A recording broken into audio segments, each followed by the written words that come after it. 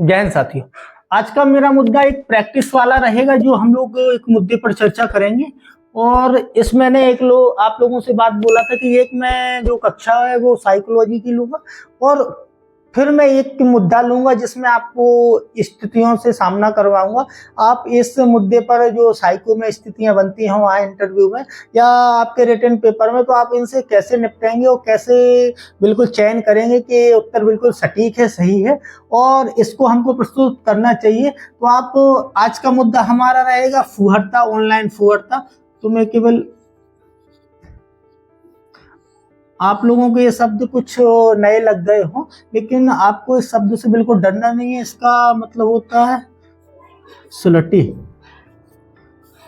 English शब्द कुछ अभी मैं आपको बता दूं कि कुछ हमारे साथी यदि इस भ्रम में हो कि मैं कोई इंग्लिश शब्द वहां बोल के आया इंटरव्यू का और उस इंग्लिश शब्द में मेरा सिलेक्शन नहीं हुआ, तो ये आपकी मतलब आपका भ्रम है और इस भ्रम में रहना नहीं है। क्योंकि आपके इंग्लिश शब्द बोलने से ऐसा कुछ नहीं है कि आपका पूरा जितना भी अच्छा ज्ञान है उसको बिल्कुल निराधार ठहरा दिया जाए।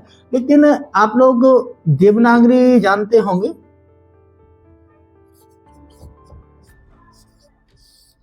देखो, देवनागरी में ऐसे कई इंग्लिश शब्द हैं जो अब वो लिखना स्टार्ट हो गए हैं, और कुछ ऐसे हिंदी शब्द होते हैं जो आप लोग ज्यादा आरामदायक इंग्लिश शब्द बोलने में ज्यादा आराम या कंफर्टेबल फील करते हैं, बशर्ते हिंदी के। कुछ ऐसे शब्द होते हैं कठिन हिंदी के जो बोलने में थोड़ा या याद रह जाने में भूल जाते हैं बार बार। जैसे जो ज्यादा अध्ययन करता है तो उसको तो याद रहते हैं, लेकिन जिनका अध्ययन से या हिंदी भाषा से कम लगाव या कम जुड़ाव रहता है बोलचाल की भाषा में, तो वो भूल जाते हैं, तो वो इंग्लिश का उपयोग कर लेते हैं। तो ये कभी अपने दिमाग में मत रखना है कि मेरा इंग्लिश बोलने से ऐसा हो गया है। ऐसे कई लोग हमारे साथी भ्रम में रहते हैं, तो आपके इंग्लिश बोलने से वहाँ आपने उनका कुछ बिगाड़ नहीं दिया है कि आप इंग्लिश बोलना कोई इतना भारत देश में क्राइम है। ऐसा कोई क्राइम है नहीं है। अब आ जाते हैं हम लोग फुहरता है। ये अभी वर्तमान में ऑनलाइन इसके परिप्रेक्ष्य में चल रहा है।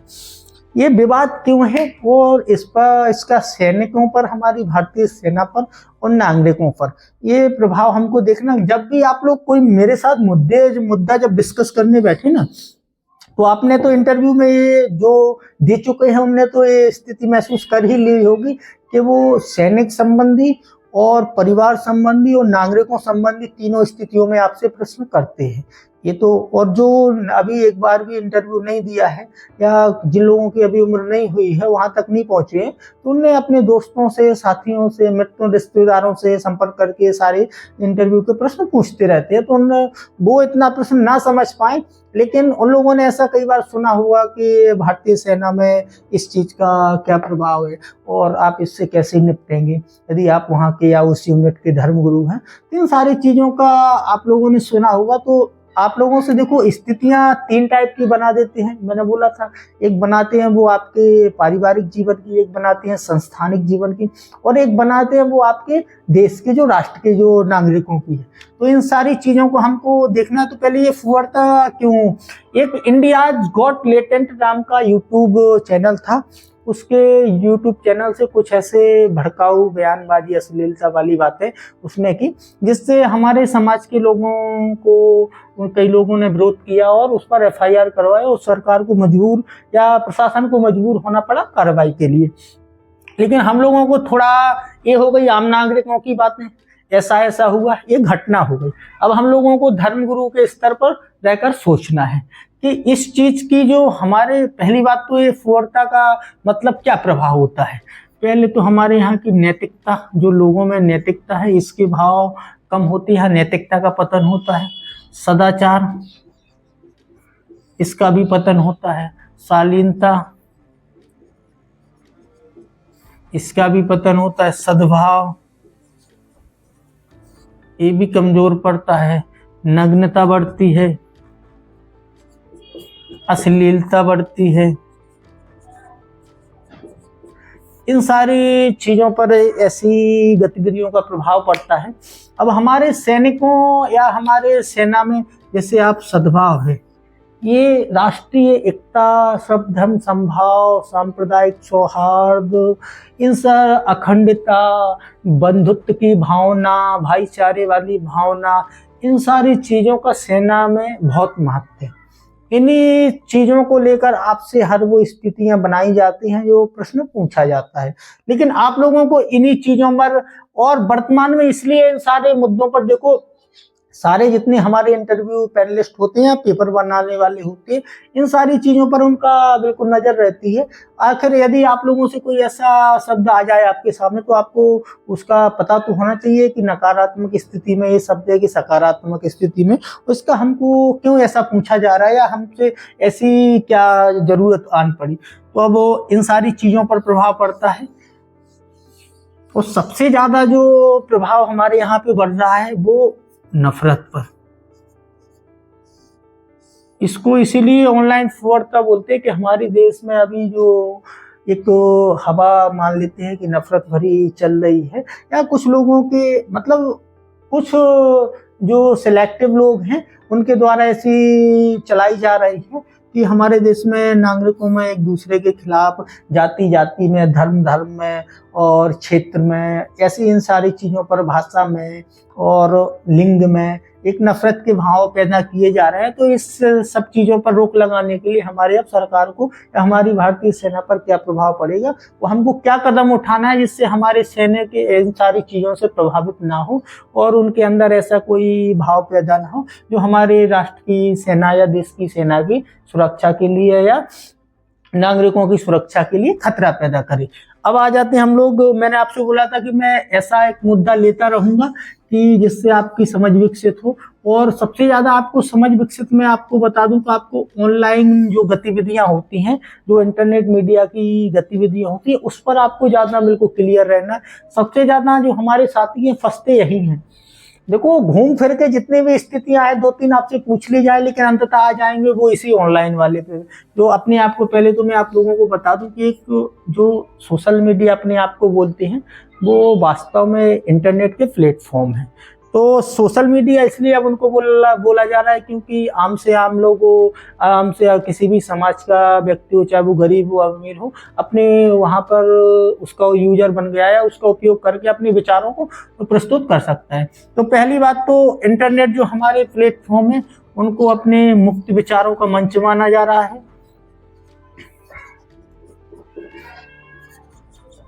मंच, ठीक है। और अभिव्यक्ति की आजादी में, आजादी या स्वतंत्रता में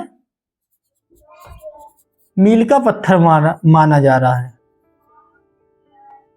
ठीक है। ये दो चीजें आप इसको लिख सकते हैं। अब इसका प्रभाव तो देख लिया कि इन सारी चीजों में हमारे देश में इसका प्रभाव पड़ रहा है। अब आपको क्या करना चाहिए या सरकार को क्या करना चाहिए, आपको ये तर्क या ये आपको रास्ते सुझाने हैं। इंटरव्यू में जो आपसे अपेक्षा की जाती है कि आप ऐसे ऐसे प्रश्नों का उत्तर दें, तो ऐसे ही है कि अब आपको यहाँ पर आपको समाधान खोजना है कि आखिर ऐसा हम लोगों को कौन सा हम बता सकते हैं समाधान जिससे हमारे भारत देश में ऐसी चीजें उत्पन्न ना हो सके। तो पहली बात तो यदि आप कोई भी सोशल मीडिया या कोई भी ऐसा इंटरनेट का प्लेटफॉर्म है, अब मान लो एक्स है, FB है, यूट्यूब है, ठीक है, इन सारी चीजों पर अभी वर्तमान में मल्टीनेशनल कंपनियां हैं, इनका इतना प्रभाव हमारे पूरे विश्व पर बढ़ चुका है कि कोई भी सरकार अब इनको नियंत्रित करने में सक्षम नहीं है किसी भी देश की, ये हकीकत है। बाकी कोई आपसे कैसी भी बातें करती रहे वो, या कोई सरकार या कोई लोग या कुछ भी, किसी भी देश, कोई ऐसा शक्तिशाली ऐसा देश नहीं है जो इन पर अपना नियंत्रण स्थापित कर सके। ये असली बात। अब मैं ये सच्चाई इसलिए कि मैं कुछ बताए दे रहा हूं जिससे आप समझ जाएंगे। देखो, अभी वर्तमान में आप कुछ समय पहले अमेरिका में चुनाव था और एक विपक्ष की जो राष्ट्रपति पद की उम्मीदवार थी कोई महिला, तो वो उस समय के सर्वे तक मतलब 2, 4, 10, 15 दिनों के पहले अमेरिका में जीत रही थी। लेकिन एक्स के प्लेटफॉर्म के डायरेक्टर एलन मस्क साहब ने एक तरफा ट्रंप साहब का जो सपोर्ट किया और उससे 15 दिनों के अंदर ऐसे विचारों में लोगों की ऐसी भावनाएं बदली या ऐसे विचार, या मतलब जो भी उनका मतदान का जो भी उनका रुझान था उस पर प्रभाव डाला और अंततः ट्रम्प साहब राष्ट्रपति चुने गए। तो इससे तो आप समझ सकते हैं अब यहाँ कोई भी ऐसी देश की सरकार इनसे दुश्मनी की मोल लेने नहीं चाहेगी। मुझे लगता है हर वो भारत का नहीं विश्व का यूजर है जो यूट्यूब और फेसबुक एक्स इनका इस्तेमाल करता है। यदि कोई सरकार इन पर नियंत्रण या कठोर नियंत्रण करती है तो शायद हो सकता है कि आने वाले चुनाव में अधिकतर तो हम लोग मानेंगे कि हमारे विश्व में लोकतंत्र है और भारत में सबसे बड़ा लोकतंत्र है, लेकिन सबसे बड़े लोकतंत्र में इतनी आज़ादी भी उचित नहीं है जिससे हमारे वैश्विक और भारत के में जो भी नागरिक हैं भारत का माहौल बिगड़े। तो हमारे यहाँ एक नियंत्रित आज़ादी है और नियंत्रित आज़ादी है कि आप बोल रहे कि हमें अभिव्यक्ति की आज़ादी है तो हम लोग कुछ भी बोल सकते हैं, तो ऐसा भी नहीं है। तो एक यूट्यूबर ने ऐसी कुछ बातें बोली हैं जिसमें समाज के लोग प्रभावित हुए, उनको बुरा लगा, उन्हें ऐसा केस करवा दी। लेकिन हम तो ये आपको केवल घटना के तौर पर देखना है कि एक हमारे यहाँ पे घटना हुई है। अब इन पर यदि हमारी वर्तमान सरकार मान लेते हैं कि जैसे भारत सरकार है वो कोई सख्त कठोर कदम उठाती है और मान लो आने वाले चुनाव में 2029 में चुनाव होता है, ये तीनों कंपनियां इनके विरोध में कुछ ऐसे ऐसे तर्क लेके आती हैं और सारा इनके विरोध में प्रचार करना, तो आप समझ सकते हैं कि कितना बड़ा प्रभाव पड़ सकता है चुनाव पर, या कितने मतलब भारतीय चुनाव कैसे प्रभावित हो सकते हैं। तो कोई भी सरकार ऐसा नहीं करना चाहेगी। हालांकि अब जितनी भी विश्व की सरकार, देखो मैं भारत अकेला नहीं बोल रहा हूँ, कोई भी विद केवल अमेरिका की छोड़कर, क्योंकि अमेरिका में भी कंपनियों का स्थापना है, वहीं की कंपनी है, तो वहां तो इन लोगों को कठोर नियंत्रण किया जा सकता है। बाकी अन्य देश में किसी में इतनी ताकत नहीं है मेरे नजरिए से कि कोई इनको अब कठोर नियंत्रित कर, हाँ एक ऐसे दिशा निर्देश कुछ जारी कर सकते हैं जिसमें ऐसा कुछ ना हो। अब हमारा आपको देखना है कि क्या हो सकता है, सैनिक कैसे प्रभावित हो रहे हैं इन चीजों से। आप देख रहे होंगे कि उनके पास जैसे भी देखो, जैसे आम नागरिक सोशल मीडिया से जुड़े हुए, तो वैसे हमारे भारतीय सेना के जवान भी अब ज़्यादातर सोशल मीडिया से जुड़े रहते हैं, एक्टिव रहते हैं। तो इन सारी चीज़ों या इन सारे बयानों का उन पर प्रभाव ना पड़े। पहले हमारे यहाँ तो आपको ये देखना है कि ऐसी इन सारी चीज़ों को, ऐसे लोगों को कैसे इतनी आज़ादी या हिम्मत आ जाती है कि ऐसे विचारों कि वो मतलब ऐसे विचार प्रकट करें या बढ़ाएं हमारे समाज में, हमारे देश में। तो ये हमारी आपकी ही गलती है। जैसे मैं मान लेता हूँ एक मैं सकारात्मक विचारधारा वाला हूँ और कोई मुझे अच्छे विचार या बातें करता है तो मैं उसको शेयर करता हूँ, कमेंट अच्छा मतलब उसको बढ़ावा देता हूँ या समर्थन करता हूँ। लेकिन आप नकारात्मक विचारधारा वाले हैं, वो आपको लगता है कि भारत देश की जितनी भी विपक्ष पार्टियां हैं वो हमारे देश की दुश्मन है, वो मतलब हम देशद्रोही है, तो आप इस नजरिए से देखते हैं उनको। या लेकिन समस्याएं कहाँ हो जाती है, तो वो ऐसी कुछ नफरत वाली बातें तो आप लोग उसके समर्थन में लग जाते हैं। लेकिन यहाँ पे हम लोगों को भारतीय सेना धर्मगुरु के दृष्टिकोण से पढ़ना है। आप यहाँ आम नागरिक की दृष्टिकोण से यदि पढ़ना शुरू कर देंगे, आपके लिए बिल्कुल ये पूरा साइको का विषय जीरो हो जाएगा। आपको एक विशिष्ट तौर पर या विशिष्ट अपने आप को एक विशिष्ट रूप में देखकर पढ़ाई करनी है। अब हम लोग आम नागरिक के तौर पर या सरकार के प्रतिनिधि के तौर पर नहीं देखेंगे, हम लोग देश के प्रतिनिधि के तौर पर देखना है कि अब हम लोग धर्मगुरु बनने जा रहे हैं और इसमें हमारा नजरिया क्या है। तो यहाँ ऐसे कई विचार वालों को, कोई विचारधारा के लोगों का समर्थन रहता है, उनको लगता है कि ऐसे कुछ लोगों ने हमारा समर्थन किया तो ये अच्छे, देखो उनका अंततः काम है पैसा कमाना, चाहे वो सरकार से विज्ञापनों में पैसा ले, चाहे विपक्ष से पैसा ले, चाहे ऐसी कोई कंपनी ऐसे कुछ नागरिकों से जो भी है पैसा ले, उनका तो ऐसा है कि पैसा आना चाहिए। उनका तो अंततः जो है रोजगार से संबंध उनका सोशल मीडिया प्लेटफॉर्म है। आप उनका ये तो है नहीं है ना, उनकी ये जवाबदेही है कि हमारे भारत देश में कैसे विचारों का प्रभाव बढ़ रहा है, ये ऐसे चलन में हमारे भारत देश का भविष्य कैसा होगा, हमारे यहाँ नागरिकों में कितनी नफरत फैलेगी और कितनी असुरक्षा बढ़ेगी। ऐसे इनसे उनका मतलब रहता नहीं है। तो हम ही आप लोग ऐसे इन विचारों को सपोर्ट करते हैं। ये कोई बाहर कोई विदेश से आता नहीं है इन विचारों को बढ़ाने में। हालांकि अंतर इतना है कि आप लोग गलत विचारों का समर्थन करते हैं, मैं मान लेता हूँ अच्छे विचारों का समर्थन करता हूँ। तो ये मैं नहीं, आप समझना कि मैं करता हूँ या आप करते हैं, केवल उदाहरण के लिए। तो उनका रहता है कि सबसे पहले तो हमारा प्रभावी निगरानी तंत्र होना चाहिए, एक कौशल युक्त हमारे जितने भी ऑनलाइन प्लेटफॉर्म हैं उस पर बिल्कुल बर्थ के लिए निगरानी रखें। और ये बड़े बड़े यूट्यूबर या फेमस लोगों के लिए नहीं होना चाहिए कानून, ये भारत के उस हर आखिरी नागरिक के लिए होना चाहिए जो भी ऐसे विचारों का समर्थन करता हो।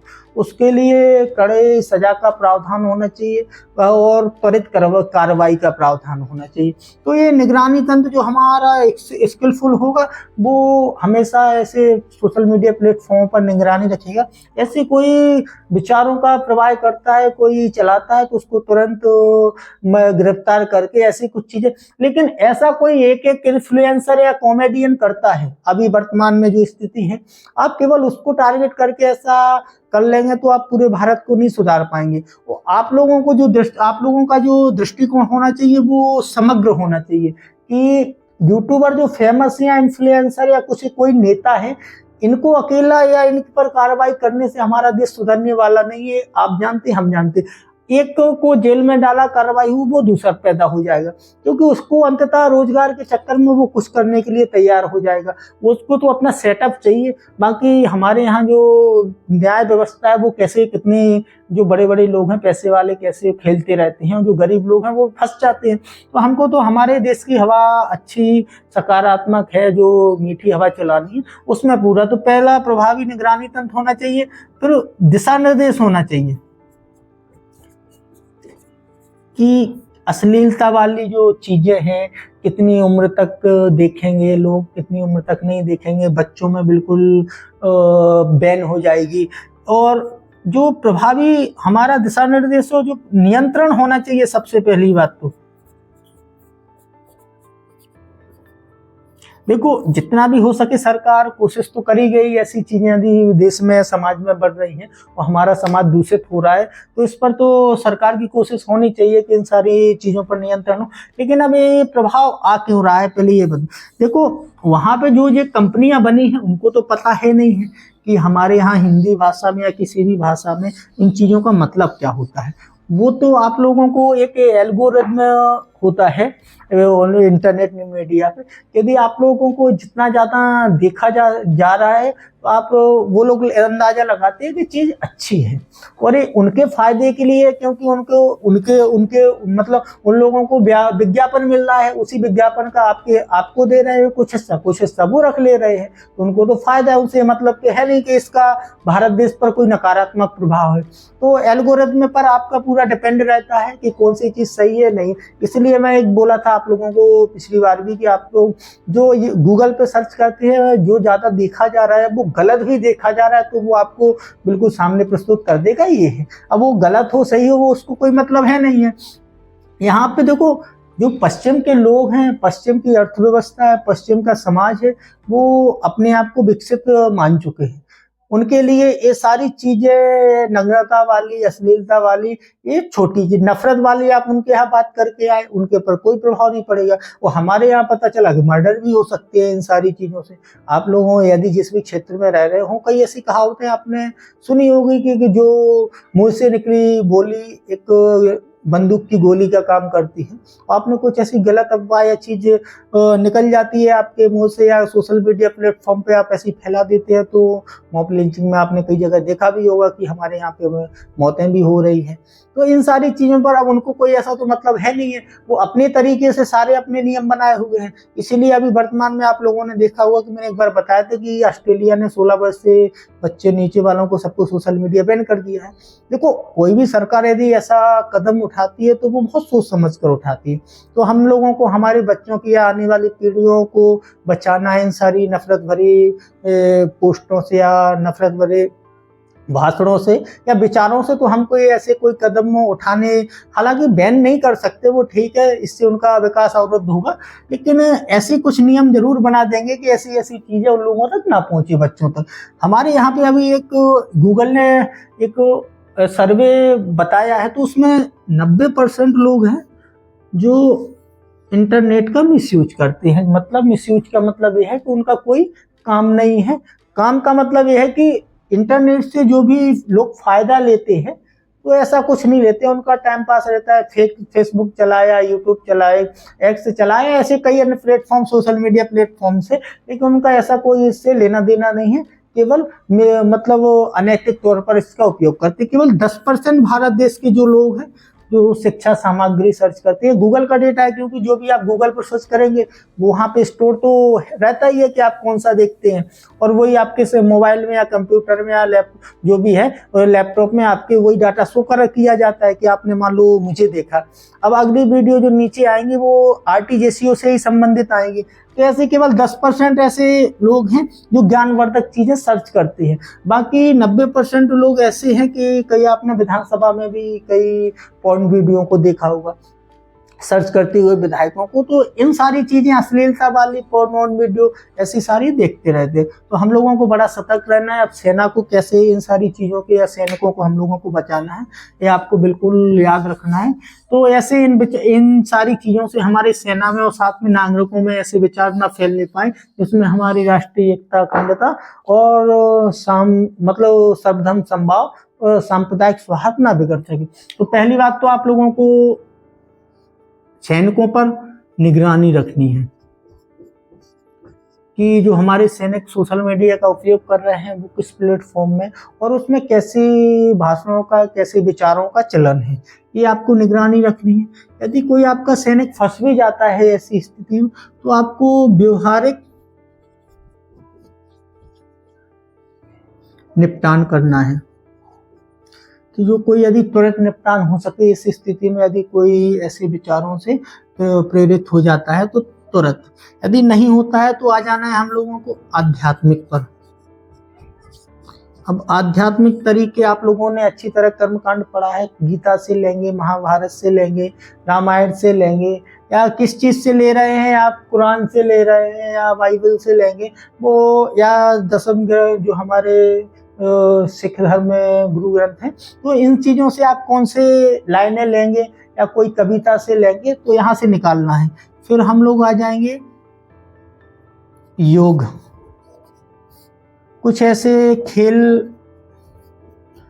कार्यक्रम जिसमें सैनिक का हमारा मन विचलित या वहाँ से मन डाइवर्ट करवा जा सके इन सारी चीज़ों से, और ऐसी आदतों से हमको बाहर निकालना है जैसे हमारी सेना में इन सारे दुर्गुणों का या इन सारे भावों का प्रभाव ना पड़ सके। तो हम लोगों को मुद्दा देखते हुए और वर्तमान में आप लोगों को बिल्कुल याद रखना है कि एक मुद्दा बिल्कुल स्थितियाँ हम लोग क्रिएट करेंगे और एक एक लेक्चर हम लोग सारे शब्दों को, क्योंकि इन सारी चीज़ों में आपको शब्दों का ज्ञान होना भी बहुत ज़रूरी है। यदि शब्दों का आप ज्ञान या नहीं समझ पा रहे हैं तो आप स्थितियाँ मैंने आगे क्लियर करवा दी, आप लोगों को लगे करनी बहुत अच्छी है, लेकिन वहाँ यह इस वाली स्थिति में थोड़ा सा भी चेंज कर देंगे आप फिर वहाँ पे फंस जाएंगे।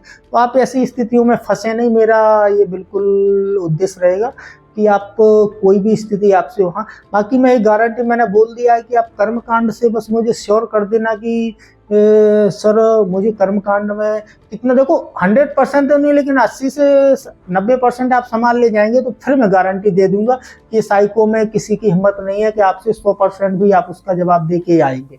बस इतना हम लोग मेहनत करेंगे और ज़्यादा भीड़ की ज़रूरत नहीं है। जितने लोग हैं, जितने भी मेरी क्लास को फॉलो करें, ईमानदारी से करना, पूरी क्लास देखा करो, क्योंकि मेरी क्लास में कई बीच में ऐसी स्थितियां होती हैं जो बहुत ज़्यादा ज्ञानवर्धक होती हैं, ऐसे शब्द होते हैं, लेकिन आप लोग शुरुआत में ऐसा कुछ कर देते हैं। और मेरा ये नहीं रहता है उद्देश्य कि मैं आपको मिर्च मसाला वाली शुरुआत करूं और जिसमें आप लोग मेरी क्लास में डटे रहे, क्योंकि मुझे ऐसा साथ बांटना तो है नहीं कि यहाँ भीड़ दिखानी है या कोई यहाँ पे मैं चुनावी रैली कर रहा हूँ, तो मुझे इसकी ज़रूरत नहीं है। बाकी आपको यदि ऐसा लगता हो कि वास्तव में धर्मगुरु के लिए मुझे बनना है, तो योग्य बनना है धर्मगुरु के लिए, तो आपको इन सारी स्थितियों की बहुत जरूरत है, ईमानदारी से आपको पढ़ना चाहिए। ठीक है।